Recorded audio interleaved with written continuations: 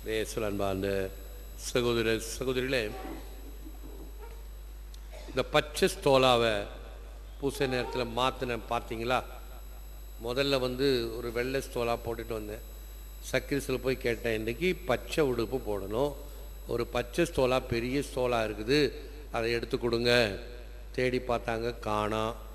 சரி பரவாயில்ல, நேரம் ஆயிடுச்சு, நான் வெள்ளை ஸ்தோலாவே போட்டுட்டு போகிறேன் அப்படின்னு போட்டுட்டு வந்தேன். அதுக்குள்ள தேடி கண்டுபிடிச்சி அது வந்துடுச்சு. இங்கே உங்களுக்கு முன்னால் அதை போட்டதை பார்த்தீங்க. ஏனென்றால் திருவழிபாட்டில் ஒவ்வொரு காரியமும் கருத்துரைந்தது. என்ன வண்ண ஆடை, பச்சை நிறம், இந்த பொதுக்காலம். ஞானஸ்தானம் கொடுக்கும்போது ஒரு ஸ்தோலாவில் நீல நிறமும் இருக்கும், இந்த வயலட் நிறமும் இருக்கும், வெள்ளை நிறமும் இருக்கும்.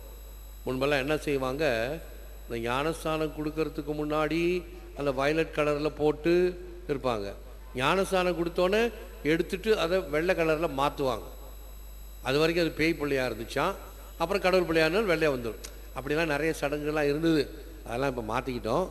இருந்தாலும் ஒரு சில சடங்குகள் இன்றும் நமக்கு அது மக்களுக்கு தெரிய வேண்டும் என்று. ஒரு முறை பசிலிக்காவில் இருக்கும்போது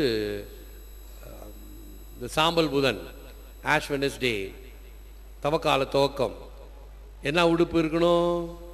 வயலட் கலர் உடுப்பு இருக்கணும். உபதேசியார் வழக்கம் போல் பச்சை கலர் உடுப்பை போட்டு வச்சுட்டார். நானும் அவசரத்தில் எடுத்தேன், போட்டேன். நான் பாட்டு பிதா சுதன்னு போடுறேன். நெஞ்சை பார்க்கும்போது தான், இது என்னது, இன்றைக்கி வயலட் கலரில் இருக்கணும், பச்சை கலர் போட்டாரே, தப்பாக நானும் போட்டுட்டு வந்துட்டேனே அப்படின்னு போட்டு பிதா சுதன் பரிசுத்தாவின்னு சொல்லிவிட்டு, அப்போ பாவ மன்னிப்பு வழிபாடு கிடையாது. ஜெபிப்போமாகன்னு சொல்லிவிட்டு ஜெபம் சொல்லிவிட்டு உட்காரணும். நான் பாட்டு தலை வணங்கினேன். நான் பாட்டு நேராக சக்கிரிசுக்கு போனேன். என்னப்பா இது மாதிரி மாற்றி போட்டுட்டியே, கொடுப்பா அப்படின்னு சொல்லி ஊதா கலர் ட்ரெஸ்ஸை போட்டுக்கிட்டு திருப்பி வந்தேன். மக்கள் எல்லாம் நான் நினச்சிருப்பாங்க, ஓ இது ஒரு சடங்கு போல இருக்குது. ஃபாதர் முன்னாடி வந்தார், முதல்ல ஒரு ஸ்டோலா போட்டார், திருப்பி போனார், வேற உடுவு மாற்றிட்டு வந்துட்டார். சடங்கு இல்லை, சக்ரிஸ்டன் செஞ்ச தப்பு. ஆக பல சமயங்கள் இப்படி நடக்கும். சரி, அவைகளெல்லாம் இருக்கட்டும். திருச்சபை அன்பான திருச்சபை, நம்முடைய திருச்சபை ஆழமான திருச்சபை, வளமான திருச்சபை. இன்னும் பல வகையிலே பார்த்தோம் என்றால் திருச்சபையை பற்றி இன்னும் அறிய அறிய இன்னும் அதன் மீது நாம் நாட்டம் கொள்வோம். இத அனுபவத்தை இந்த திருமண மறைக்கல்வி படிக்கிறார்கள் அல்லவா, அவர்களில் கேட்டால் சொல்லுவாங்க, இந்த மறைக்கல்வி உங்களுக்கு பயனுள்ளதா? பயனுள்ளதா ஃபாதர்? கண்டிப்பாக எல்லாரும் படித்தாகணும். அவ்வளவு கருத்துக்கள் எங்களுக்கு தெரியாதவையெல்லாம் நாங்கள் கற்றுக்கொள்கிறோம். குறிப்பாக திருச்சபை எவ்வளவு தூரம் அனுசரணையோடு தன் பிள்ளைகளுக்கு இதை கொடுக்க வேண்டும், கற்றுக் கொடுக்க வேண்டும், அதனால் அவர்களுடைய வாழ்வு சிறப்பான வாழ்வாக இருக்க வேண்டும் என்று ஆசிப்பதை கண்கூடாக பார்க்கிறோம் என்று சொன்னார்கள். இவைகள் எல்லாம் மேலோட்டமாக ஒரு முன்னரையாக வைத்து இன்று நமக்கு ஒரு அருமையான செய்தியை தாங்கிய நற்செய்தி. Your faith has saved you. Go in peace. Luca 7:50. Your faith has saved you. Go in peace. உமது நம்பிக்கை உம்மை மீட்டது, அமைதியுடன் செல்க. லூக்கா 7:50. இறைவனோடு சமரசமற்ற நிலையே பாவம். கத்தோலிக்க திருமறை கல்வி 1440. சுயநலத்திலிருந்து கடக்க விரும்பாத நிலை, சுய பரிதாபம், பிறரை அவமதிக்கும் நிலை, இடரல், இவைகளெல்லாம் பாவங்களுக்கு சமம். சுயநிலையிலிருந்து கடக்க விரும்பாத நிலை, என்னை விட்டு கொடுக்காமல் இப்படித்தான் இருப்பேன் என்று பிடிவாதமாக இருத்தல். எப்படி இருத்தல்? ஒரு பன்றியும் ஆட்டுக்குட்டியும் சாக்கடைக்குள்ளார விழுந்துருச்சு. ஒரு செவுறு மேலேருந்து பன்றியும் ஆட்டுக்குட்டியும் சாக்கடைக்குள்ளார விழுந்துருச்சு. நல்ல வெயில், போன வாசல் அடித்த மாதிரி கத்திரி வெயில். பன்றிக்குட்டி என்ன நினைக்குது, இந்த வெயிலுக்கு இந்த தண்ணி நல்லா தான் இருக்குது, சாக்கடையாக இருந்தாலும் நாத்தமாக இருந்தாலும் பரவாயில்ல, நாம் இங்கேயே இருக்கலாம் அப்படின்னு பன்னிக்குட்டி அங்கேயே இருக்குது. ஆடு என்ன செய்யறது, ஐயோ இந்த நாற்றம் எனக்கு பொறுக்கவில்லை, நான் இதில் இருக்க மாட்டேன், இந்த இடத்திலிருந்து எப்படியாவது மீள வேண்டும் என்று முயற்சி செய்து தாண்டி மேலே வந்து விடுகிறது. பானை அப்படியே நினைக்குதா, இது நல்லா தான் இருக்குது, இந்த சாக்கடை நாத்தம், தண்ணி கொஞ்சம் குளிர்ச்சியாக தான் இருக்குது. இல்லை, இது நாற்றமடித்த தண்ணீர், இது என்னுடைய இருப்பிடம் அல்ல, இங்கு நான் இருக்கக்கூடாது, இதிலிருந்து மீள வேண்டும். பாவமான ஆன்மாவும் இப்படித்தான். நாம் இப்படிப்பட்ட சேற்றிலிருந்து மீண்டு வர ஆண்டவர் இயேசு தன்னுடைய அன்பின் பெருக்கால் இந்த ஒப்புரவு அருட்சாதனத்தை கொடுத்து, இதன் வழியாக நாம் ஒப்புரவு பெற்று பாவ மன்னிப்பு பெற்று இயேசுவினுடைய ஆட்டுக்குட்டிகளாக மாறுகிறோம், பன்றிக்குட்டிகளாக அல்ல. பன்றிகள் எப்பொழுதும் இப்படிப்பட்ட சாக்கடையிலே இருப்பதைத்தான் விரும்பும். ஆட்டுக்குட்டிகள் அப்படி அல்ல. ஆயனின் மந்தையிலே அவர் வழிகாட்டுகின்ற வழியிலே திசையிலே செல்லும், அவருடைய குரலை கேட்டு செல்லும். ஆகவே பாவம் என்பது சுயநலத்திலிருந்து கடக்க விரும்பாத நிலை. சுய பரிதாபம், சுய பரிதாபம்னா என்ன தெரியுமா? சின்ன பிள்ளைங்களுக்கும் பொருந்தும், பெரியவங்களுக்கும் பொருந்தும். இன்னைக்கு திங்கக்கிழமை 2 நாளாக ஜாலியாக லீவ் அனுபவிச்சாச்சு. திங்கக்கிழமை காலையில் ஸ்கூலுக்கு போகணும், வேலைக்கு போகணும், கஷ்டமாக இருக்குது, தலை வலிக்கிற மாதிரி இருக்குது அப்படின்னு நினைக்கிறோமில்ல, அதான் சுய பரிதாபம். கொஞ்சம் லேசாக காய்ச்சல் அடிக்கிற மாதிரி இருக்குது, இன்னைக்கு ஒரு நாள் லீவ் போட்டுடலாமா, 2 நாள் ஜாலியாக என்ஜாய் பண்ணுது. அல்லது போட்ட சரக்கினுடைய மப்பு காலையில் ஒன்றும் தெரியல, ஆகவே இன்னைக்கு அப்படி இருக்கலாமா?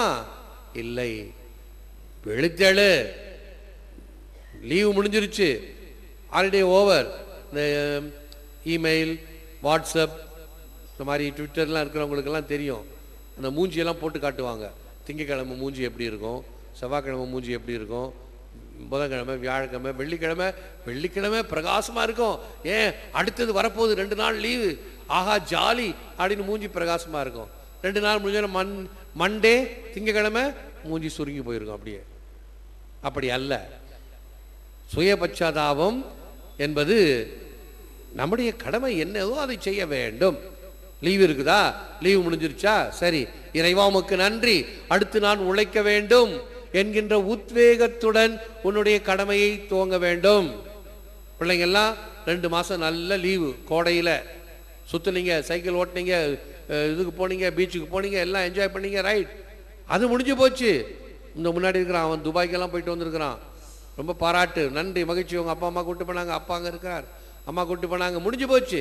இனி அதை விட அதிகமாக உழைக்க வேண்டும்.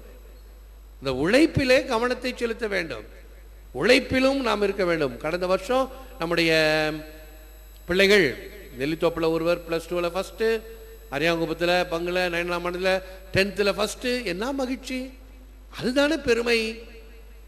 பள்ளிக்கூடத்தில் படிக்கிறோம், அதில் நல்ல மதிப்பெண்களை பெற்று சிறந்த இடத்தை பெற வேண்டும் என்கின்ற உழைப்பு பாராட்டத்தக்கது. இப்போ கூட ஒரு பிள்ளைக்கு யார் பயாலஜியில் ஃபஸ்ட் வராங்களோ அவங்கள வர சொல்லியிருக்கிறேன், பரிசு கொடுப்பதற்காக. நன்மை வாங்கிய பிறகு அவங்க தயாராக இருந்தால் பரிசு கொடுக்கப்படும்.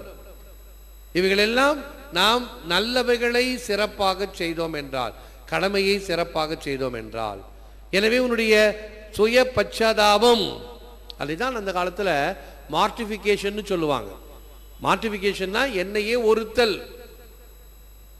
சில சமயத்தில் ஸ்கூலில் அதெல்லாம் கற்றுக் கொடுக்க வேண்டும். ஃபஸ்ட்டு பீரியட் ஆரம்பிப்பாங்க, அப்போ தான் ஒரு 10 நிமிஷத்தில் மேஸ் அப்படின்னு வாரிய, இவ்வளோ நேரம் எங்கே போயிருந்த, மேஸ் தண்ணி குடிக்கணும், ஏன் இன்னும் 2 மணி நேரம் கிளாஸில் இருந்தாகணும், இன்டர்வெல் வர வரைக்கும். அதானே கட்டுப்பாடு, அதானே ஒழுக்கம். ஆக இவைகள் எல்லாம் எதற்காக? என்னை கட்டுப்படுத்தி ஒரு வழிப்படுத்துதல். சுய பச்சாதாபம், சுய பரிதாபம், எனக்கு பசிக்கிறது, எனக்கு தலைவலிக்கிறது, இல்லை, இதை நான் மேற்கொள்ளுவேன், அப்பொழுதுதான் நீ பாவத்தை மேற்கொள்ள முடியும். சுய பரிதாபம். பிறரை அவமதிக்கும் நிலை, எல்லாரையும் நாம் மதிக்க வேண்டும், எப்படிப்பட்டவர்களாக இருந்தாலும். உனக்கு பிடிக்காதவர்களாக இருந்தால் கூட அந்த மனித மரியாதை கொடுக்கப்பட வேண்டும். உன் வீட்டுக்கு வருகிறாங்களா, வரவங்கள வான்னு சொல்லு. கருத்து பேதம் இருக்கும், சண்டை இருக்கும், பிடிக்காது, பங்காளி சண்டை கூட இருக்கும். உன் வீட்டை நாடி தேடி வருகிறார்களா, வாருங்கள். ஒரு முறை நான் ஒரு அம்மாவை, வயசான அம்மாவை மகன் வீட்டுக்கு கூட்டிகிட்டு போகிறேன். மகனும் மருமகளும் வீட்டுக்குள்ளே உள்ள அலோவ் பண்ண மாட்டேங்கிறாங்க. நீங்களும் வாங்க ஃபாதர் அப்படின்னு சொன்னாங்க. நீங்கள் வந்தால் கண்டிப்பாக உங்கள் மூஞ்சிக்காவது கதவை திறந்து வரவேற்பாங்க அப்படின்னு. சரி போனேன். போனால் கதவு மணி அடிச்சோன்னு வந்து பார்த்தாங்க. என்ன பார்த்தாங்க? வாங்க ஃபாதர்னாங்க. பின்னாடியே அவங்க அம்மா நின்னாங்க. இவங்களையே ஃபாதர் கூட்டிகிட்டு வந்தீங்க?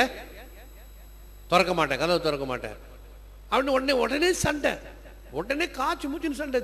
தெரு எல்லாம் நின்று வேடிக்கை பார்க்குறாங்க. நான் நிற்கிறேன், அந்த அம்மா நிற்கிறாங்க. அவங்க அம்மா, சொந்த அம்மா, ஃபாதர் நிற்கிறாரு நடு ரோட்டில். திரும்பிப்பா எதா இருந்தாலும் உள்ளே போய் பேசலாம், கதவை திறப்பா. கதவை திறக்க மாட்டேன், வேண்டாம், நீ கூட்டிகிட்டு போங்க. இது ஒரு காட்சியாச்சா? இன்னொரு காட்சி, இன்னொரு பிள்ளை அது ஒரு தப்பு பண்ணிடுச்சு. இன்னொரு பையனோட எலோ பண்ணி போய் கல்யாணம் பண்ணிட்டு வந்துருச்சு.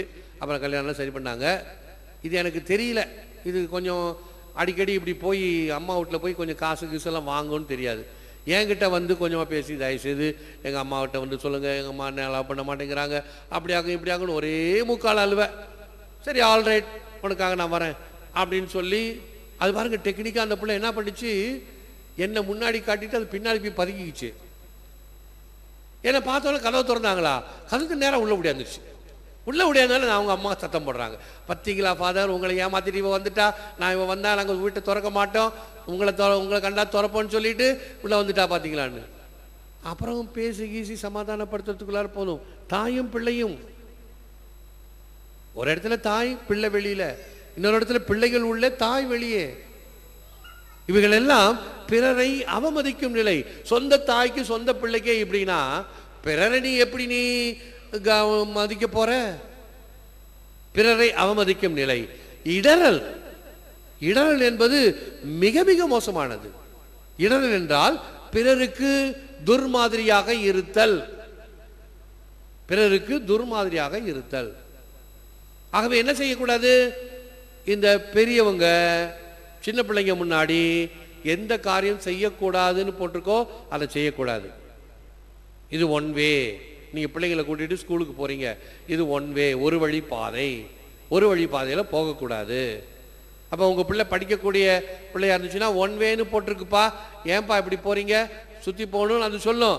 பரவாயில்ல கிடக்குது, வா, வாயை மூடிக்கிட்டு வா அப்படின்னா நீ இடரலாக இருக்கிறாய். நீயே இப்படி செஞ்சீங்கன்னா அடுத்தது அந்த பிள்ளை அப்படி தான் செய்யும். அதான் சொன்னாங்களாம், டீச்சர் சொன்னாங்களாம், உங்கள் பிள்ளை மற்றவங்க பக்கத்தில் இருக்கிற பிள்ளைங்களுடைய ஸ்கேலு, பென்சில், ரப்பர் எல்லாம் திருடிக்குது, கொஞ்சம் கண்டிச்சு வைங்க. அப்பா சொல்கிறாராம், ஏண்டி திருடுற? நான் தான் ஆஃபீஸ்லேருந்து கொண்டாந்து கொடுக்குறேன்ல, நீ ஏன் திருடுற அப்படின்னாங்களா. இவர் ஆஃபீஸ்லேருந்து திருடுனா பிள்ளை பக்கத்து பிள்ளை தான் திருடும். இடரல் பிள்ளைகளுக்கு சிறிய காரியமாக இருந்தாலும் இடரல் நீ கொடுத்தாயானால் அது நிச்சயமாக நல்லதை விட இந்த இடரல் அதிகமாக அவருடைய உள்ளத்தில் பதியும். சில சமயத்தில் பிள்ளைங்க கெட்ட வார்த்தை சொல்லுவாங்க, ஆனால் அர்த்தம் என்னன்னு கூட தெரியாது, ஆனால் கெட்ட வார்த்தை சொல்லுவாங்க. எப்படி கற்றுக்குச்சு? நம்ம சொல்றதுனால தான். பிள்ளைகள் கற்றுக்கொள்வது இப்போ இவைகளின் வழியாக. எனவே இடரல் என்பது அனுமதிக்கப்பட முடியாத ஒரு குற்றம், பாவம். முன்னம் அவனுடைய நாமம் கேட்டாள், மூர்த்தி அவன் இருக்கும் வண்ணம் கேட்டாள், பின்னர் அவனுடைய ஆரூர் கேட்டாள், பெயர்த்தும் அவளுக்கே பிச்சியானாள். அன்னையும் அத்தனையும் அன்றே தீர்த்தாள், அகன்றாள் அகலிடத்தோர் ஆசாரத்தை, தன்னை மறந்தாள் தன் நாமம் கெட்டாள், தலைப்பட்டால் நங்கை தலைவன் தானே. தேவாரத்தில் இந்த மரிய மதலேனம்மாளை போல ஒரு உதாரணம். இந்த மரிய மதலான சொல்ல இப்போ இதை விளக்கிறதுக்கு எனக்கு இன்னைக்கு நேரம் இல்லை. தேவாரத்தினுடைய பாடல், தமிழ் பாடல், நம்முடைய நற்செய்தியில் சொல்லப்படுகின்ற அந்த மரிய மதலேனாளை பாருங்கள். பாவிதான், எல்லாருக்கும் தெரிஞ்ச பாவி, ஊர் பூரா தெரிஞ்ச அவள் மிகப்பெரிய பாவி. அவள் உள்ள நுழைஞ்ச உடனேயே எல்லாரும் மூஞ்சியிலையும் அப்படி சின்னதாக போச்சு. இவைய இங்கே வரா, இந்த கூறு கட்டவ, வெக்கங்கட்டவ அப்படின்னு எல்லாம் மனசுக்குள்ளார மருகிக்கிட்டு முனகிட்டு இருக்கிறாங்க. அந்த விருந்து கொடுத்த சீமோன் பரிசேயனுக்கும் நன்றாக தெரியும், ஐயா இவன் வந்திருக்கிறாரு. சரி, நம்ம போதகர் உண்மையாகவே ஒரு போதகராக தீர்க்கதரிசியாக இருந்தால் அவ யாருன்னு தெரியணுமே. அம்மா நீங்க கிட்ட வராதப்போ அப்படின்னு சொல்லுவாரு அப்படின்னு எதிர்பார்த்தார். அப்படி சொல்லியிருந்தா கூட இயேசு மேல தப்பு சொல்ல மாட்டாங்க. ஏன்னா அப்படிப்பட்ட ஒரு பாவப்பட்ட வாழ்க்கையை வாழ்ந்தவள். ஆனால் இயேசுவிடம் அவள் நெருங்கி வந்து மண்டியிட்டு அவருடைய பாதத்தை கழுவி தன்னுடைய பாவங்களுக்கு பிராயச்சித்தமாக என்ன செய்தால் தெரியுமா? ஆர்ச் பிஷப் ஃபுல்டன் ஷீன் அவர்கள் கூறுவார்கள், அந்த விலை உயர்ந்த நறுமண தைலம், அதில் எவ்வளவு அர்த்தம் இருக்கு தெரியுமா? விலை உயர்ந்த நறுமண தைலம். இப்போ யாருக்காவது ஒருத்தர் கிஃப்ட் கொடுக்கணும்னா விமானத்தில் வரும் பொழுது, சரி அங்கே அந்த ஏர் ஹோஸ்டஸ் இந்த வண்டியை தள்ளிக்கிட்டே வருவா, ஏதாவது கிஃப்ட் வாங்குறீங்களா அப்படின்னா இருக்கும். விதவிதமான சென்டெல்லாம் இருக்கும். சென்ட் எடுத்து பார்த்தீங்கன்னா 4500 ரூபா. இந்த இம்மாம்பரிய பாட்டில் தான். அடே அப்பா, 4500 ரூபாயா? சரி வேற காட்டுங்க, இன்னும் எடுத்து காட்டுவாங்க. இது 6500 ரூபா, அதை விட சின்னது. நம்ம பட்ஜெட்டுக்கு கட்டுப்படி ஆகாதுப்பா. நம்ம பேசாமல் போய் மைடியர் மாப்பிள்ளையை கூப்பிட்டு பக்கத்தில் உட்கார வச்சுக்கோங்க. பெற்றோர் முதல் தடவையாக வராமல் இருக்குது. அரியாங்குப்பம் கோயிலில் ரன்வேயில் போய் ஷோ காட்டுறான்.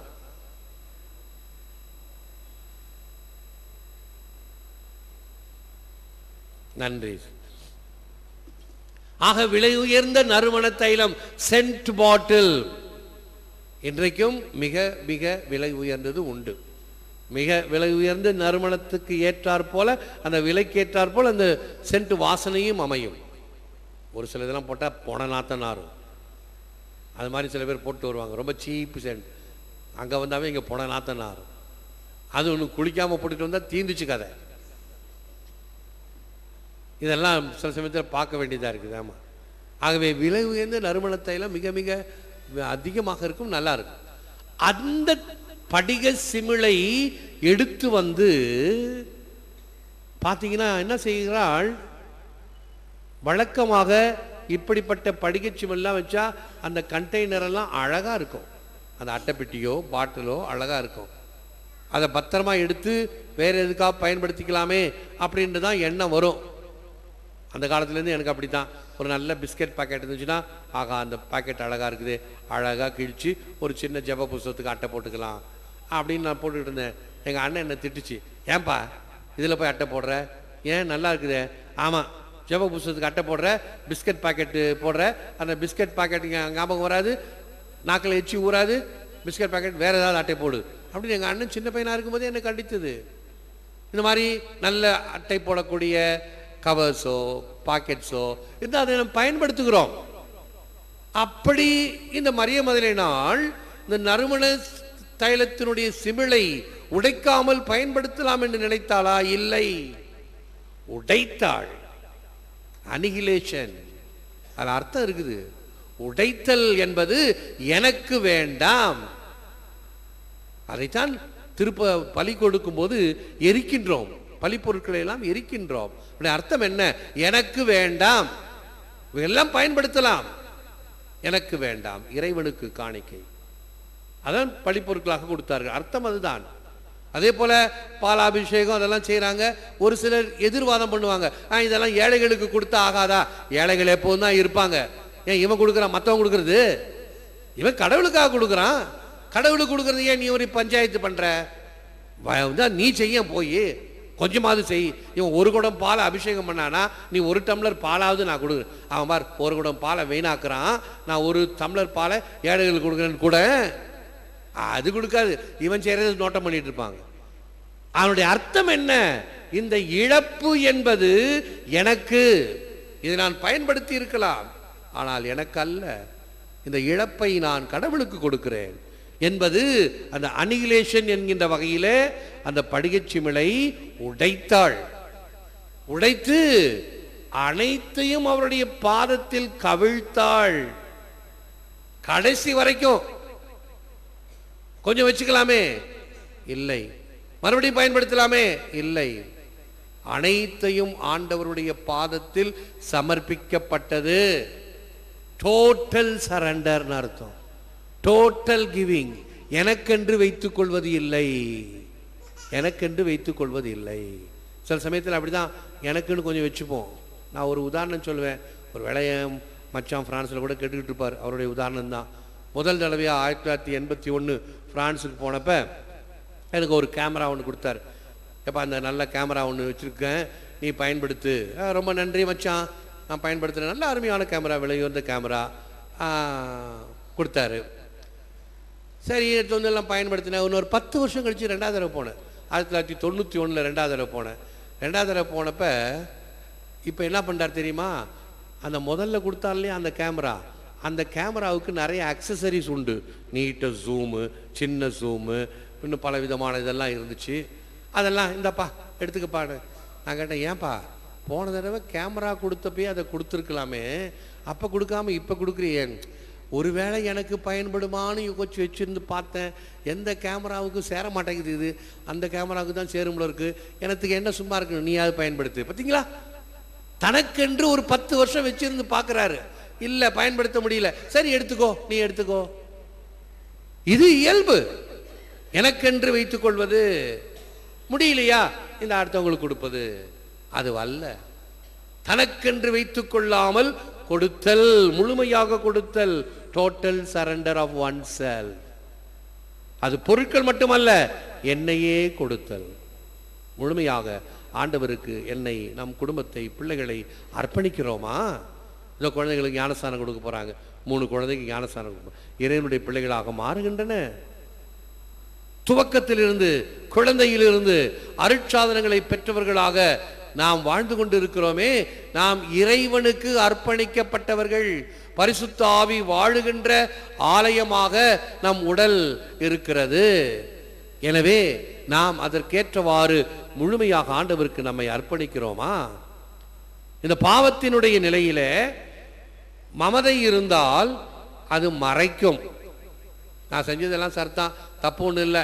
ஆனால் பாருங்கள், தாவீது அரசனை நாத்தான் தீர்க்கதரிசி, நீதான் அந்த மனிதன், தவறு செய்தவன் நீதான் என்று சுட்டி காட்டிய பொழுது அவர் மன உருகி வருந்தி பிராயச்சித்தம் செய்தார். அதே போன்று இயேசுவும் மரியமதினாலும் தன் பாவங்களுக்காக. சென்ட் பீட்டர் இயேசுவை மறுதளித்தார், தெரியவே தெரியாது என்றார்.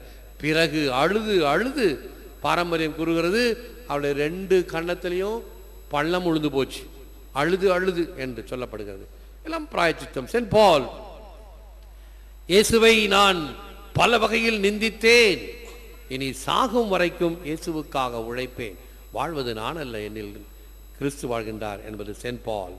இவ்வாறு இறைவனுடைய அடியார்களாக வாழ்ந்தவர்கள் அனைவரும் தங்களுடைய பாவ வாழ்க்கையை விடுத்து வரும் பொழுது ஒரு புதிய மாற்றத்தை பெற்று உத்வேகத்துடன் வில்லிலிருந்து புறப்பட்ட அம்பை போல அவர்கள் தங்கள் வாழ்வை வாழ்ந்து காட்டினார்கள்.